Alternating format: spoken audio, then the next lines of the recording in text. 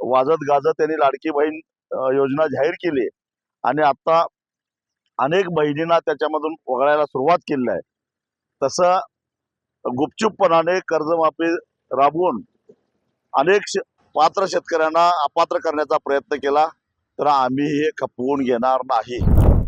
सध्या चालू असणाऱ्या विधान परिषदेच्या निवडणुकीमध्ये जे मतदार आहेत ते प्रामुख्याने जिल्हा परिषद सदस्य आणि नगरसेवक, मग ते महापालिकेचे नगरसेवक असोत किंवा नगरपालिकेचे नगरसेवक असोत, हेच मतदार आहेत।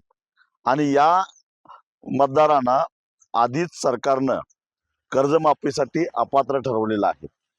त्यामुळं निवडणुकीचा आणि निवडणूक आयोगाचा बागुलबुवा दाखवून त्याची घोषणा करता येणार नाही असं सरकार जे सांगतंय ते धादांत खोटं आहे। एक मुळामध्ये या निवडणुकीचे जे मतदार आहेत त्या मतदारांच्यावर प्रभाव टाकण्यासारखा त्यांना लाभच होणार नाही या कर्जमाफीचा, तर मग प्रभाव कसा काय पडणार?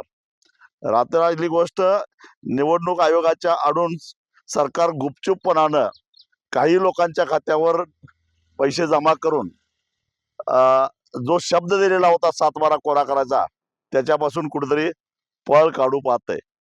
पण सरकारनं एक ध्यानात ठेवावं, आम्ही हे सहन करणार नाही।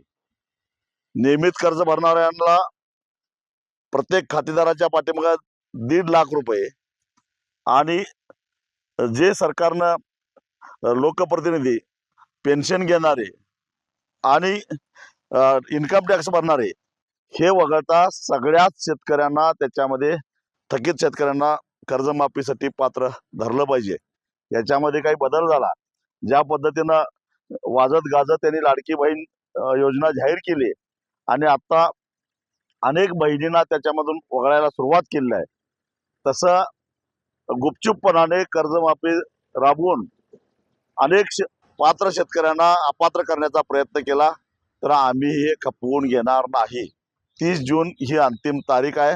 त्यानंतर महाराष्ट्रामध्ये आंदोलनाचा एक भडका उडल्याशिवाय राहणार नाही आणि सरकारनं स्पष्ट करावं, काही निवडणुकीवर परिणाम होत नाही, आयोगाला जे काय करायचं ते करावं, परंतु विधान परिषदेच्या निवडणुकीवर प्रभाव टाकेल असा हा निर्णय नाही आहे। हा निर्णय आधीच झालेला आहे, बजेटमध्ये तरतूद झालेली आहे। त्यामुळं सरकार जे काय सांगतं, विशेषतः मुख्यमंत्री जे सांगतात की निवडणूक आयोगाने घोषणा करायला बंदी घातलेली आहे, यात कुठेतरी काळं बेरं आहे।